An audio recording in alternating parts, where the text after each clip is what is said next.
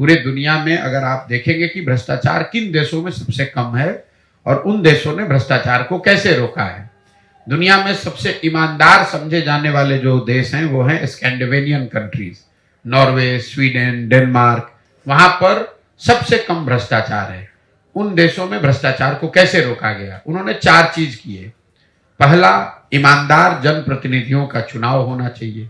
अगर आप गलत आदमी को चुनेंगे, आप चोर को, बदमाश को, डकैत को अगर आप चुनकर लाएंगे तो स्वाभाविक तौर पर वो चोरी तो करेगा ही करेगा। अच्छे जनप्रतिनिधियों का चुनाव। दूसरा, सत्ता और संसाधन का विकेंद्रीकरण।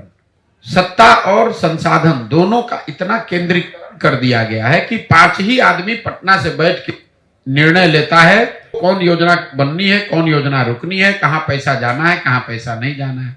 इसीलिए आप हर जगह सुनते हैं भैया बिहार में बड़ा अफसरशाही है। तीसरा, जन भागीदारी।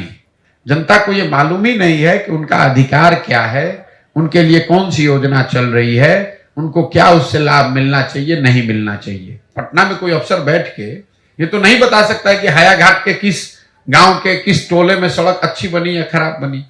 जहां बन भी रहा है उसका क्वालिटी खराब है। लेकिन अगर आपके घर के सामने सड़क बन रही है और आपको ये मालूम है कि इसका ये मापदंड है, इस आदमी को बनाना है, तो हर आदमी जगह या न जगह कम से कम जागरूक जनता जो है वो खड़ा होकर पूछेगी कि भाई ये क्यों इस तरह से बनाया जा रहा है या नहीं बनाया जा रहा है। और चौथा, बड़े पैमाने पर तकनीक का, टेक्नोलॉजी का प्रयोग। जैसे बिहार में मैं आपको एक उदाहरण से समझाता हूं। यहां पर नल जल योजना में हुए भ्रष्टाचार की चर्चा घर घर में है, हर आदमी बात कर रहा है।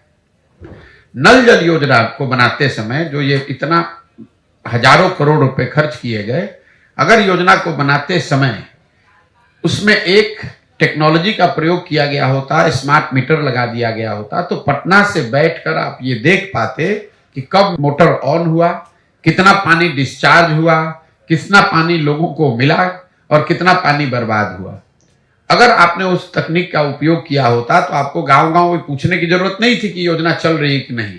पटना में बैठा हुआ एक कंट्रोल रूम बता सकता था कि आज कितने नल जल योजना में सुबह में 8 बजे मोटर चालू हुआ, कितने जगह मोटर चालू नहीं हुआ, कितने जगह पानी कितना डिस्चार्ज हुआ। इन 4 चीजों के समावेश से भ्रष्टाचार पर बहुत बड़े पैमाने पर अंकुश लगाया जाए। खत्म नहीं होगा, खत्म बिल्कुल नहीं हो सकता है, ये आप मान लीजिए। ये जो कहता है वो झूठ बोलता है। लेकिन इन 4 चीज को अगर किया जाए, जनता ईमानदार जनप्रतिनिधियों का चुनाव करे, जो लोग सत्ता में आए वो सत्ता और संसाधन का विकेंद्रीकरण करे, बड़े पैमाने पर जनता को सरकार के निर्णयों में, योजनाओं के बनाने और क्रियान्वयन में शामिल किया जाए और तकनीक का उपयोग हर स्तर पर किया जाए, तो बिहार में भ्रष्टाचार को कम किया जा सकता है।